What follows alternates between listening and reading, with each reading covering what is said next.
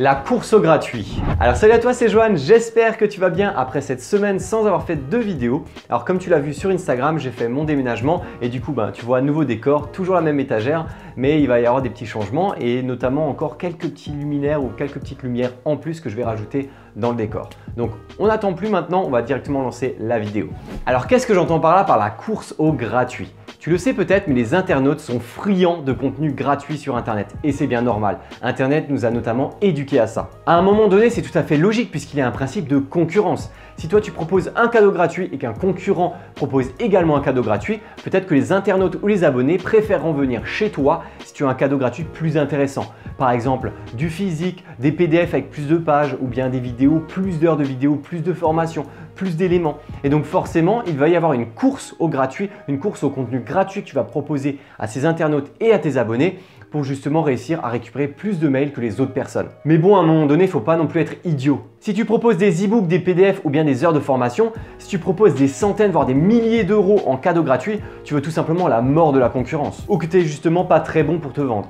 Mais je sais que cette vidéo est assez réactionnaire, alors je te laisse regarder la prochaine partie et tu me diras en commentaire ton avis sur la question. Comme je l'ai dit juste avant, certains me diront que c'est de la concurrence, tout simplement. Des promotions de plus en plus intéressantes avec l'exemple des supermarchés ou bien du dropshipping, pas de frais de port, des cadeaux gratuits de plus en plus intéressants. Le cercle vicieux dans tout ça, c'est que ça peut ne jamais s'arrêter. Dis-toi juste que les devis à l'époque, ils n'étaient même pas gratuits, ils étaient payants. Et d'ailleurs, il y a encore des entreprises aujourd'hui qui proposent des devis payants à leurs clients parce qu'ils passent plusieurs jours à réaliser le devis, à faire une proposition tarifaire et donc forcément, ils ne peuvent pas s'amuser à créer des devis gratuits sur plusieurs jours à plusieurs clients d'affilée sans qu'il y ait une signature de contrat. Et pour les freelances, je pense que ça devait être pareil.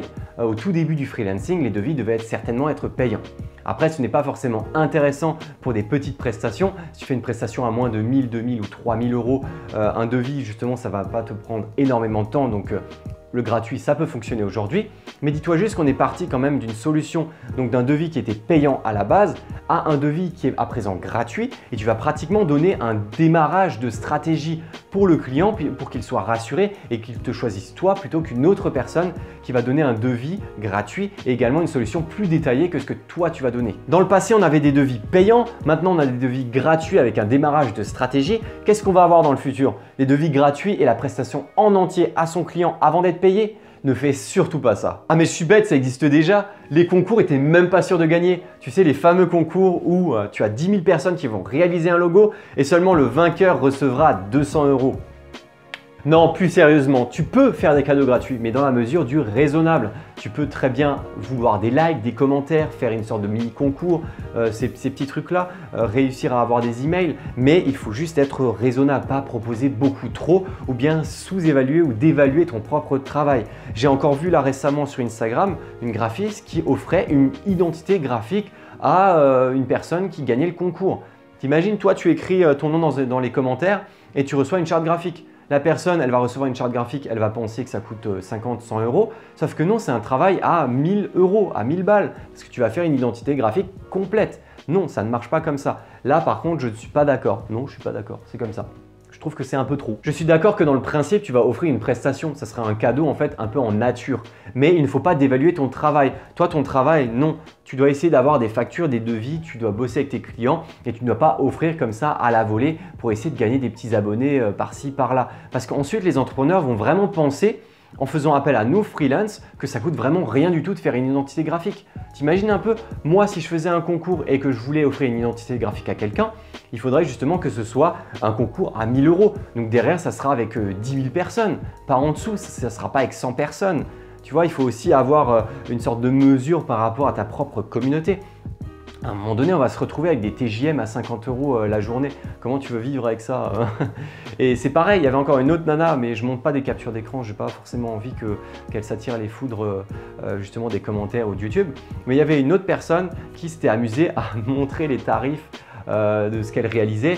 Et tu avais notamment un logo à 20 euros, une affiche et un flyer à 10 euros. Enfin, je me suis dit, mais 10 euros, alors autant tu le donnes gratuitement, tu vois, tu fais je suis bénévole et puis faites appel à moi. Parce que c'est pour avoir des 10, 20 euros et casser le marché comme ça sur Internet ou sur les réseaux sociaux, c'est pas la peine. C'est pas parce que tu es un étudiant que tu ne trouves pas de clients qu'il faut te dévaluer à ce point-là. Je suis d'accord qu'un étudiant ne va pas forcément demander au-delà de 250 € la journée par exemple, je ne sais pas. Mais il peut toujours essayer de garder quand même une sorte de ligne comme ça, une ligne à ne pas franchir pour avoir des tarifs qui sont relativement raisonnables.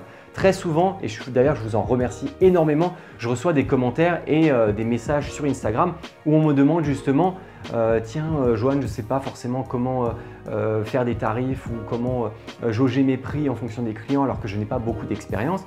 Alors je lui dis, bah écoute, peut-être que le logo, toi tu vas mettre 3 jours au lieu d'un par rapport à quelqu'un qui le ferait en un jour, bah du coup tu vas peut-être facturer uniquement un jour et demi et tu vas bosser un peu plus. Mais derrière, il ne faut pas que tu proposes ce logo à 30 € parce que justement tu penses que tu n'as pas les capacités de le faire rapidement. Non, tu essaies de faire un vrai tarif et peut-être à la rigueur, tu passeras plus de temps, mais ton taux horaire ou journalier restera le même. Effectivement, si tu mets 4 jours de plus qu'une personne normale, enfin qu'un graphiste expérimenté à faire une tâche, effectivement, tu ne peux pas faire payer le client 10 jours par exemple, alors que tu es censé utiliser seulement 2 jours. Donc tu vois, il faut que tu essaies de jauger, mais essaie d'avoir un tarif minimum pour certaines prestations et demande peut-être des graphistes expérimentés combien est-ce qu'ils auraient demandé pour cette prestation-là. Je sais que ça paraît alarmant, mais il faut réagir tant qu'il est encore temps. Là, je te donne l'exemple tout simplement des magiciens. Les magiciens, aujourd'hui, à part si tu deviens magicien ou que tu veux devenir magicien, les tours des magiciens, tout le monde ne les connaît pas. À la rigueur, on peut connaître des tours basiques ou les petits tours de passe-passe, mais des vrais tours de vrais magiciens qui sont transmis de magicien en magicien, ceux-là, le grand public ne les connaît pas. Tout simplement parce qu'il y a une sorte de code de la magie où justement on ne divulgue pas des tours plus ou moins importants à la population. Sinon, la magie ne servirait plus à rien. Si demain, les meilleurs magiciens du monde révélaient tous leurs tours, qu'est-ce qui se passerait? La magie n'existerait plus, ou du moins, il faudrait inventer des nouveaux tours et ça serait énormément de travail. Pour les freelances, ça devrait être exactement la même chose. On doit agir comme les magiciens. Se dire, il y a une limite à ne pas franchir, on peut proposer ces tours de magie-là, mais ne pas aller au-delà de cette limite. Là, c'est pareil. Alors, fixons-nous aujourd'hui une limite de la bienséance. Donc voilà, j'espère en tout cas que cette vidéo t'a bien plu. Alors elle était assez punchy comme ça parce que c'est un sujet qui me tient à cœur parce que ça me fait un peu de la peine de voir tous ces nouveaux freelances brader leurs prix, dégommer totalement le marché. Alors je suis d'accord, peut-être que ce ne sont pas des personnes suffisamment expérimentées, elles doivent tester. Mais dans ce cas-là, n'hésitez pas à les rediriger directement sur cette vidéo pour qu'ensuite ils puissent voir un peu la réalité du métier. Donc voilà, donc n'hésite pas à donner ton avis en commentaire, on peut tout à fait laisser des cadeaux gratuits, on peut tout à fait proposer à un prospect une petite étude comme ça, une étude de marché, une petite stratégie, mais il faut rester dans la limite du raisonnable.